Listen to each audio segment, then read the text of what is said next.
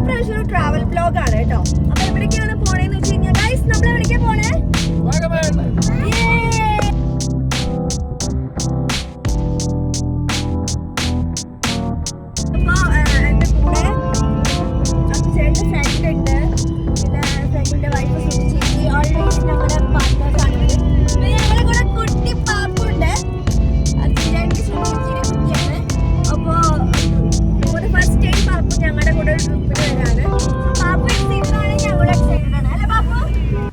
അങ്ങനെ കുറച്ച് ദിവസത്തെ പ്ലാനിങ്ങിന് ശേഷം ഞങ്ങൾ വാഗമൺ ഫൈനലൈസ് ചെയ്തു കേട്ടോ. പാപ്പോൻ്റെ എക്സൈറ്റ്മെൻറ്റ് കൊണ്ട് ഞങ്ങൾക്ക് ഭയങ്കര ഹാപ്പി ആയിരുന്നു. പക്ഷേ ഐഷും കണ്ണൻ ചേട്ടനും ഇല്ലാത്തതിൻ്റെ ഒരു സങ്കടം ഉണ്ടായിരുന്നു. ബിക്കോസ് ഐഷു ക്യാരിങ് ആണ്. ഞങ്ങൾ ഈ 3 ഫാമിലി ഇടയ്ക്കിടയ്ക്ക് ഇതുപോലെ ട്രിപ്പൊക്കെ പോകാറുണ്ട് കേട്ടോ. ഞങ്ങൾ 6:30 ആയപ്പോഴേക്കും അവിടെ നിന്ന് ഇറങ്ങി. തലേ ദിവസം ചുണ്ടിയിലുള്ള അർജുൻ ചേട്ടൻ്റെ വീട്ടിലായതുകൊണ്ട് ഞങ്ങൾ കോലഞ്ചേരി വഴിയാണ് വാഗമണിലേക്ക് പോകുന്നത്. ബ്രേക്ക്ഫാസ്റ്റ് ഒന്നും കഴിക്കാത്ത കാരണം കൊണ്ട് മുറ്റത്ത് ഞങ്ങളൊരു റെസ്റ്റോറൻറ്റിൽ നിർത്തി. അങ്ങനെ ഞങ്ങൾ 4 പേരും ഫുഡ് കഴിക്കാനായിട്ട് കയറി. ഞങ്ങളങ്ങനെ എപ്പോഴും ട്രിപ്പ് പോകുമ്പോൾ ഡിഫറെൻറ്റ് ഫുഡുകളാണ് സാധാരണ ഓർഡർ ചെയ്യാറ്. ബിക്കോസ് നമുക്ക് എല്ലാവരുടെ പാത്രത്തിൽ നിന്നും ടേസ്റ്റ് ചെയ്ത് കൈയിട്ട് വരാമല്ലേ. യെസ്, അപ്പോൾ അതിനുവേണ്ടി തന്നെയാണ്. അങ്ങനെ ഞങ്ങളിങ്ങനെ ഇടയ്ക്കൊക്കെ ട്രിപ്പൊക്കെ പോകാറുണ്ട് കേട്ടോ. കാരണം ഞങ്ങളെല്ലാവരുടെയും എൻ്റെ ഇൻക്ലൂഡിങ് മൈ ഹസ്ബൻഡ് അവരുടെ ഫ്രണ്ട്സിൻ്റെയൊക്കെ ഒരു പോളിസി അനുസരിച്ച് നമ്മളെപ്പോഴും ത്രൂ ഔട്ട് വർക്കിംഗ് അല്ല ഇടയ്ക്കൊക്കെ നമ്മൾ സ്റ്റേക്കേഷന് പോകണം. പക്ഷേ ഇത്തവണ പാപ്പുവിൻ്റെ ഫസ്റ്റ് ട്രിപ്പ് ആയതുകൊണ്ട് ഞങ്ങൾ ലോങ് ഒന്നും പിടിച്ചില്ല. അടുത്ത് എവിടെയെങ്കിലുമൊക്കെ പോകാൻ. അതുകൊണ്ടാണ് ഞങ്ങൾ വാഗമൺ ഒരു തവണ പോയിട്ടുള്ളതാണെങ്കിൽ പോലും ഞങ്ങൾ വാഗമൺ ഫൈനലൈസ് ചെയ്തത് പാപ്പുവിനും കൂടെ വേണ്ടിയിട്ടാണ്. ഞാനായിരുന്നു കേട്ടോ ട്രിപ്പിൻ്റെ കോർഡിനേറ്റർ. അതുകൊണ്ട് തന്നെ ഏകദേശം 20ഓളം സ്ഥലങ്ങൾ കാണാനായിട്ട് ഞാൻ പ്ലാൻ ചെയ്തിട്ടുണ്ടായിരുന്നു. അതിനെനിക്ക് നല്ലോണം ഇവരുടെ കയ്യിൽ നിന്ന് നോക്കി കിട്ടിയിട്ടുണ്ടായിരുന്നു. പക്ഷെ എന്താ 20 എണ്ണം നമ്മൾ പ്ലാൻ ചെയ്താൽ നമുക്ക് 5 എണ്ണമെങ്കിലും കാണാൻ പറ്റും അല്ലേ. യെസ്, അപ്പോൾ ആദ്യത്തെ ഡെസ്റ്റിനേഷൻ ഇലവിഴ പൂഞ്ചിറയായിരുന്നു. ഞാൻ ഇൻസ്റ്റാഗ്രാമിൽ ഒരുപാട് കണ്ടിട്ടുള്ളൊരു പ്ലേസാണ്. അപ്പോൾ അന്ന് തൊട്ട് ഈ മൈൻഡിലുള്ളതാണ് ആ സ്ഥലം ഡെഫിനറ്റായിട്ടും എക്സ്പ്ലോർ ചെയ്യണം എന്നുള്ളത്. കോട്ടയം ജില്ലയിൽ തന്നെയാണ് ഇലവിഴ പൂഞ്ചിറ സ്ഥിതി ചെയ്യുന്നത്. കോട്ടയത്ത് നിന്ന് ഏകദേശം ഒരു 55 കിലോമീറ്റർ മാറിയിട്ടാണ് ഇലവിഴ പൂഞ്ചിറ എന്ന് പറയുന്ന അതിമനോഹരമായ ഈ വിനോദസഞ്ചാരമുള്ളത് കേട്ടോ. ഞങ്ങളൊരു 8:30 ആയപ്പോഴേക്കും എത്തി. പെട്ടപ്പോൾ തന്നെ വല്ലാത്തൊരു ഹാപ്പിനെസ് തന്നെയായിരുന്നു എനിക്ക് ഫീൽ ചെയ്തത്. ബിക്കോസ് ഈ സ്ക്രീനിൽ മാത്രം കണ്ടുകൊണ്ടിരുന്ന സംഭവം ഞാൻ റിയലിസ്റ്റിക് ആയിട്ട് എക്സ്പീരിയൻസ് ചെയ്യാൻ പോവാണല്ലോ എന്ന് ആലോചിക്കുമ്പോൾ വല്ലാത്തൊരു എക്സൈറ്റ്മെൻറ്റ്. പിന്നെ ചുറ്റിനുള്ളൊരു തണുപ്പും കാറ്റും ആ പച്ചപ്പും വല്ലാത്തൊരു ഫീൽ തന്നെയാണ് കേട്ടോ. പിന്നെ നമ്മൾ ഫാമിലിയൊക്കെ ആയിട്ടാണ് വരുന്നതെന്നുണ്ടെങ്കിൽ ജീപ്പ് സവാരി തന്നെയായിരിക്കും ബെസ്റ്റ് ഓപ്ഷൻ. 1000 രൂപയാണ് അവിടെ പോയിട്ട് ഇങ്ങോട്ട് തിരിച്ച് നമ്മളെ കൊണ്ടുവന്നാക്കുന്നതിന്. ഏകദേശം ഒരു 4 കിലോമീറ്റർ ഉള്ളിലോട്ട് പോകണമായിരുന്നു. പിന്നെ ഞാൻ ആദ്യമായിട്ടാണ് കേട്ടോ ഇതുപോലൊരു ജീപ്പ് യാത്ര എക്സ്പീരിയൻസ് ചെയ്യാൻ പോകുന്നത്.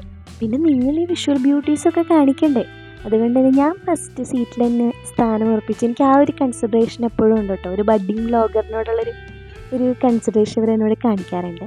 പോണ വഴിയിലായിരുന്നു ഈ അമൃത് സരോവർ എന്ന് പറയുന്നൊരു കുഞ്ഞി ലേക്ക് ഉള്ളത്. പൂ മാത്രമേ വീഴുള്ളൂ എന്നാണ് ചേട്ടൻ പറഞ്ഞത്. പണ്ട് നമ്മുടെ പാഞ്ചാലി കുളിച്ചിരുന്ന സ്ഥലമാണെന്നാണ് പറയുന്നത്. അങ്ങനെയാണ് ഈ ഇലവീഴ പൂഞ്ചിറ, ഇല വീഴാത്തത് കൊണ്ടാണ് ഇലവീഴ പൂഞ്ചിറ എന്ന് പറയുന്ന സ്ഥലപ്പേര് കിട്ടിയെന്നാണ് ഗൈഡ് പറഞ്ഞിട്ടുണ്ടായിരുന്നത്. പോണ വഴി എൻ്റെ പൊന്നളിയ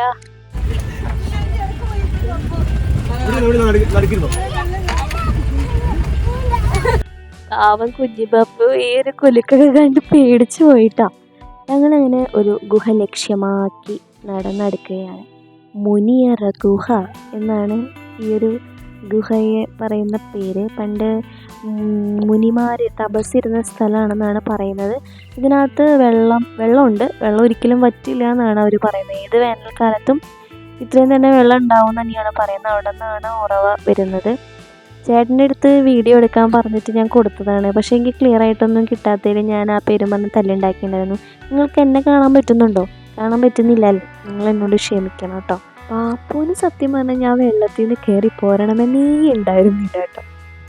ഗുഹ കഴിഞ്ഞ് പിന്നെ ഞങ്ങൾ നേരെ പോയത് വ്യൂ പോയിന്റിലേക്കാണ്. അവിടെ ഒരു സ്പോട്ട് വരെയാണ് ഈ പറഞ്ഞ ജീപ്പ് പോവുള്ളൂ. അത് കഴിഞ്ഞ് പിന്നെ നമ്മൾ അങ്ങോട്ടേക്ക് നടന്ന് തന്നെ കയറാം. ഒരുപാടൊന്നുമില്ല, കുറച്ച്. രണ്ടാമത് ആ താന്നിരിക്കുന്ന മേഘത്തിന് നേരെ താഴെയായിട്ടുണ്ട് കുറച്ച് തെളിഞ്ഞ് ടവർ ഇതെവിടെ ചേച്ചി ഇദ്ദേഹം മഴയുന്നുണ്ട്. താന്നിരിക്കുന്ന രണ്ടാമത് മേഘം അതിന്റെ നേരെ താഴെയായിട്ട് ആ വെള്ളം കെട്ടിടമൊക്കെ കഴിഞ്ഞ് പിന്നെ കുറച്ചുകൂടെ മുന്നോട്ട് പോകും. കുറച്ചുകൂടെ മുന്നോട്ട് ചെല്ലുമ്പോൾ കുറച്ച് ഭാഗം തെളിഞ്ഞേക്കിട്ട് മലയുടെ ചെരുവിലായിട്ട് തെളിഞ്ഞേക്കിട്ട് ടവർ വയ്ക്കുന്നത്. ഇവിടെ അല്ല ഇച്ചിരി ഇങ്ങോട്ട് ആ ചെരുവിൽ ഇങ്ങോട്ട് ദാ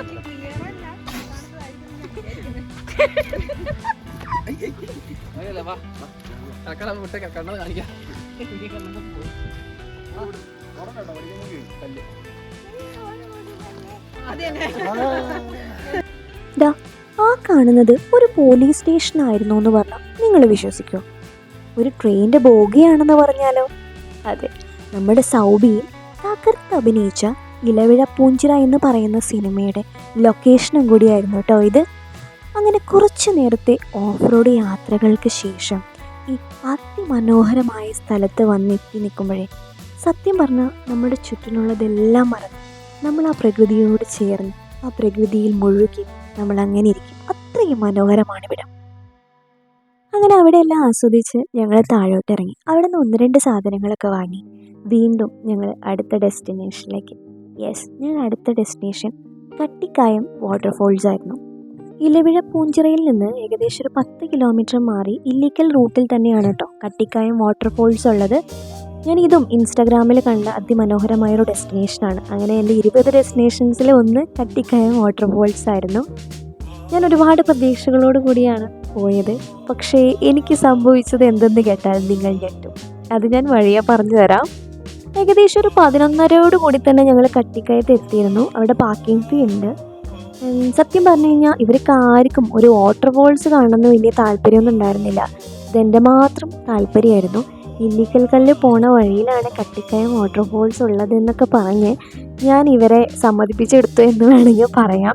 പക്ഷേ ഞാൻ എവിടെ പരിപാടി അവതരിപ്പിച്ചാലും ഇത് തന്നെയാണല്ലോ അവസ്ഥ എന്നുള്ളതാണ് എൻ്റെ അവസ്ഥ. ഞാൻ വളരെ എക്സ്പെക്റ്റേഷനോട് കൂടി തന്നെയാണ് പോയത്.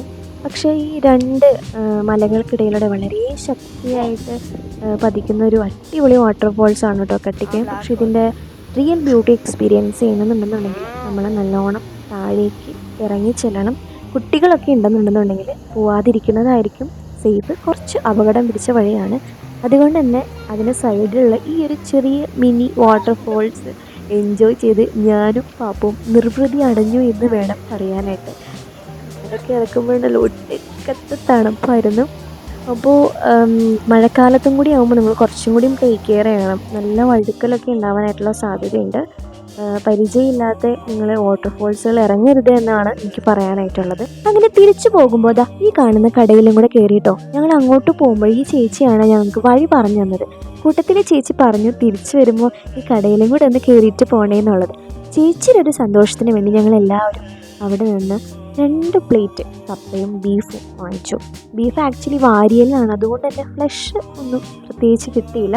പക്ഷേ അത്യാവശ്യം തിരക്കേടില്ലാത്തൊരു കപ്പ ബിരിയാണി, അവിടുത്തെ നാട്ടിൽ കപ്പ ബിരിയാണി എന്നാണല്ലോ പറയാം, അത്യാവശ്യം കുഴപ്പമില്ലാത്തതായിരുന്നു. അപ്പോൾ നിങ്ങൾ അതുവഴി പോകുന്നുണ്ടെന്നുണ്ടെങ്കിൽ ചേച്ചിക്കൊരു ഹെൽപ്ഫുള്ളാവും എന്തെങ്കിലും വാങ്ങിച്ച് കഴിക്കുകയാണെന്നുണ്ടെങ്കിൽ. പിന്നെ എന്നത്തെയും എപ്പോഴത്തെയും വികാരങ്ങളായ തേൻമുട്ടായും പുളിമുട്ടായും കപ്പലണ്ടി മുട്ടായും ഒക്കെ ഉണ്ടായിരുന്നു. ഞാനൊരു കെട്ട് പുളിമുട്ടായി എടുത്തു. അങ്ങനെ അടുത്ത ഞങ്ങളുടെ ഡെസ്റ്റിനേഷൻ ഇല്ലിക്കൽ കല്ലാണ് കേട്ടോ. നമ്മുടെ കോട്ടയം ജില്ലയിലെ തന്നെ ഏറ്റവും ഉയരം കൂടിയ കൊടുമുടിയാണ് ഇല്ലിക്കൽ കല്ല് എന്ന് പറയുന്നത്.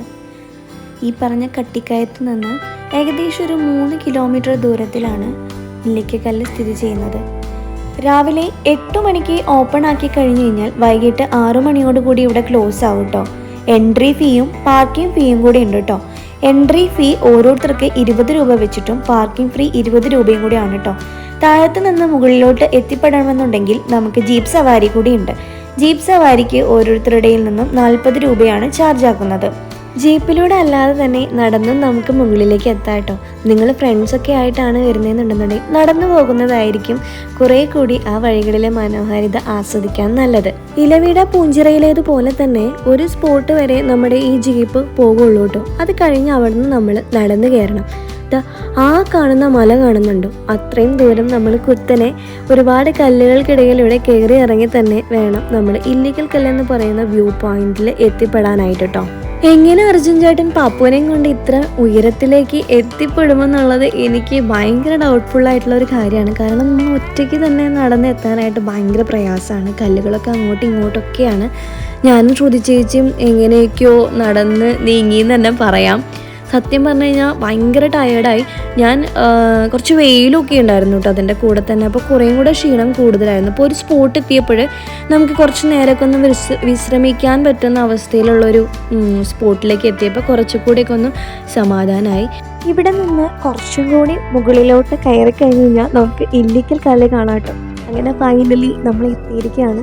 ഇതാ ആ കാണുന്ന പാറക്കെട്ടുകൾ, അതായത് 3 പാറക്കെട്ടുകൾ ചേർന്നതാണ് ഇല്ലിക്കൽ കല്ലെന്ന് പറയുന്നത്. ഇതിൻ്റെ ബാക്കിലായിട്ടാണ് ഇലവിഴ പൂഞ്ചിറ ഉള്ളത് കേട്ടോ. ശരിക്കും പറഞ്ഞു കഴിഞ്ഞ് കഴിഞ്ഞാൽ ഇത് റിയാലിറ്റിയിൽ നമ്മൾ ഇതിൻ്റെ ഭംഗി ആസ്വദിക്കുമ്പോൾ ഇത് ഭയങ്കര വേറൊരു ഫീലാണ് കേട്ടോ.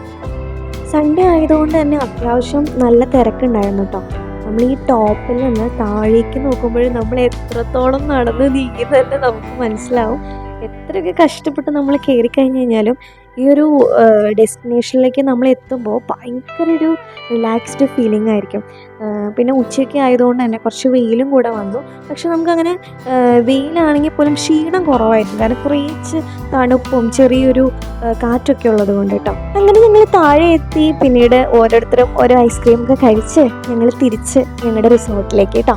അങ്ങനെ എന്തോ ഭാഗ്യം കൊണ്ട് കൂടുതലൊന്നും പറ്റിയില്ല. വണ്ടിയുടെ കൂളൻ്റ് ലീക്കായിട്ട് വണ്ടിയുടെ ബോണറ്റൊന്നും പുക വന്നപ്പോഴാണ് ഞങ്ങൾ ചാടി എണീറ്റ് ഓടിയത്. കുറച്ച് നല്ലവരായ നന്മയുള്ള സുഹൃത്തുക്കൾ വന്ന് കുറച്ച് ഹെൽപ്പൊക്കെ ചെയ്തപ്പോൾ ഒരു 1.5 മണിക്കൂർ വണ്ടി കട്ടപ്പുറത്തിരുന്നു. അത് കഴിഞ്ഞ് ഞങ്ങൾ വീണ്ടും ഞങ്ങളുടെ യാത്ര പതിയെ തുടർന്നു എന്ന് വേണമെങ്കിൽ പറയാം. ഒരു 3:30-4 മണി അടുപ്പിച്ച് ഞങ്ങൾ വാഗമണിലെത്തി. ചെറിയൊരു ചാറ്റൽ മഴ ഉണ്ടായിരുന്നു, ചെറിയൊരു തണുപ്പും ഉണ്ടായിരുന്നു, നല്ല വിശപ്പും ഉണ്ടായിരുന്നു. എങ്ങനെയെങ്കിലും എന്തെങ്കിലുമൊക്കെ കഴിക്കണമെന്ന് മാത്രമായിരുന്നു കുറച്ച് നേരമായിട്ട് എൻ്റെ ചിന്ത. അങ്ങനെ നല്ലൊരു ഹോട്ടൽ നോക്കിയിട്ട് കയറാനുള്ള പ്ലാനായിരുന്നു. അത്യാവശ്യം തിരക്കേടില്ലാത്ത ഒരു ഹോട്ടലിലോട്ടാണ് ഞങ്ങൾ പിന്നീട് കയറിയത്. നല്ല തിരക്കും ഉണ്ടായിരുന്നു. ഞങ്ങൾ 3 പേരും ബിരിയാണിയാണ് ഓർഡർ ചെയ്തത്. ചേട്ടൻ മാത്രം ഊണ്. ബിരിയാണി കുഴപ്പമില്ല, അത്യാവശ്യം തിരക്കേടില്ലാത്തായിരുന്നു, പക്ഷെ ഊണ് വളരെ മോശമായിരുന്നു എന്ന് പറഞ്ഞു. അങ്ങനെ ഞങ്ങൾ അവിടെ നിന്ന് ഫുഡൊക്കെ കഴിച്ച് ഫൈനലി അവിടുന്ന് ഞങ്ങളുടെ വാഗമണ്ണിൽ നിന്ന് ഏകദേശം ഒരു 10-13 കിലോമീറ്റർ ഉണ്ട് കേട്ടോ ഞങ്ങൾ സ്റ്റേ ചെയ്യുന്ന റിസോർട്ടിലേക്ക്. നല്ല ടെൻഷൻ ഉണ്ടായിരുന്നു റിസോർട്ടിൻ്റെ കാര്യം ആലോചിച്ച്, കാരണം ഞാനാണ് ബുക്ക് ചെയ്തത്. അപ്പോൾ ഇത് മോശം റിസോർട്ടാണെങ്കിൽ ഇവരെല്ലാം കൂടെ എന്നെ പറ്റിക്കിടും. പക്ഷേ എൻ്റെ പ്രതീക്ഷകളെല്ലാം തെറ്റിച്ച് അടിപൊളി വ്യൂ ഒക്കെയുള്ള നല്ല അടിപൊളി സർവീസ് ആയിരുന്നു കേട്ടോ ഇവരുടെ. അപ്പോൾ ആണെങ്കിൽ പൂളി കളിക്കാനായിട്ടുള്ള ത്രില്ലിലായിരുന്നു കേട്ടോ. അടിപൊളി വ്യൂ അല്ലേ. ഇത് കണ്ടപ്പോൾ തന്നെ ഭയങ്കര ഇഷ്ടപ്പെട്ടു. എൻ്റെ ചോയ്സ് തെറ്റിയില്ല എന്ന് തന്നെ എനിക്ക് തോന്നി. ഈ കാണുന്ന ഹട്ടുകളായിരുന്നു ഞങ്ങൾക്ക് ഓരോരുത്തർക്കും റൂം. പക്ഷേ ഡിസ്റ്റൻ്റ് ആയിട്ടാണ് കിട്ടിയത്. അപ്പോൾ അതിൻ്റെ ഒരു സങ്കടം ഉണ്ടായിരുന്നു. സോ ഗൈസ്, ഡീറ്റെയിൽഡ് വീഡിയോ അപ്പോൾ പാർട്ട് 2 വരും. അപ്പോൾ നിങ്ങൾക്ക് എന്തെങ്കിലും സജഷൻസ് ഉണ്ടെന്നുണ്ടെങ്കിലോ അല്ലെങ്കിൽ നിങ്ങൾക്ക് എന്തെങ്കിലും ഡൗട്ട്സ് ഉണ്ടെന്നുണ്ടെങ്കിലോ നിങ്ങൾക്ക് കമൻസ് ആയിട്ട് ചോദിക്കാം. സോ സബ്സ്ക്രൈബ് ചെയ്യാത്തവരുണ്ടെങ്കിൽ സബ്സ്ക്രൈബ് ചെയ്യുക, ഷെയർ ചെയ്യുക, ലൈക്ക് ചെയ്യുക, ബെല്ലൈക്കണും കൂടി ഒന്ന്